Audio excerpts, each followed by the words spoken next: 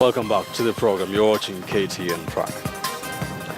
Now, CORD leader Raila Odinga is getting ready for the second round of the Western Kenya tour, coming hot on the heels of an opinion poll by research firm Ipsos, which ignited a debate on whether Odinga should retire.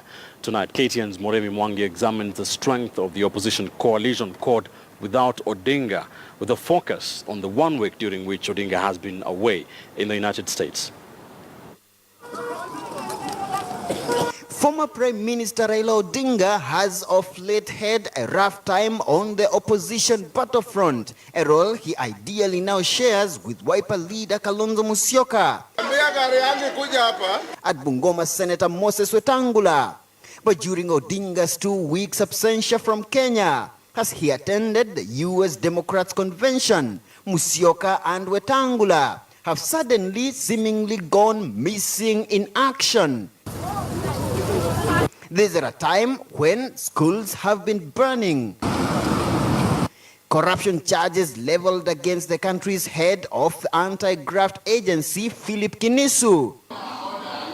Even on the controversial debate to cap commercial banks' interest rates, Raila had to personally issue a statement from Philadelphia. The other two CORD principals, it is the first time they are in opposition. But Raila Odinga has been in opposition the longest time than he has been in government.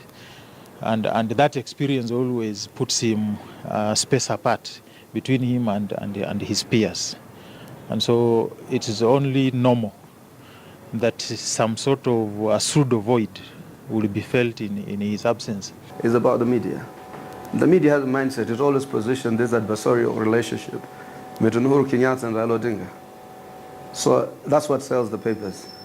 There's no such contestation like Uhuru Kenyatta versus Wetangula or Uhuru Kenyatta versus Kalonzo Musyoka. But this CORD state of affairs is not new. In 2014, when Raila was holed up in Boston for 3 months, his absentia from the local political scene was palpable. It was only after Raila returned to the country a day to the infamous Saba Saba Declaration of 2014 that the opposition was rejuvenated. As the Baba while you were away hashtag choked online platforms.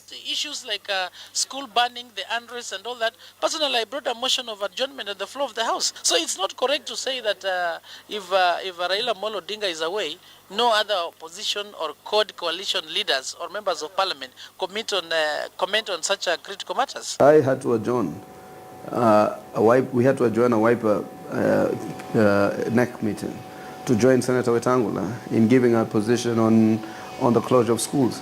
I don't recall it being widely covered in the media. So I think partly is the position of the media.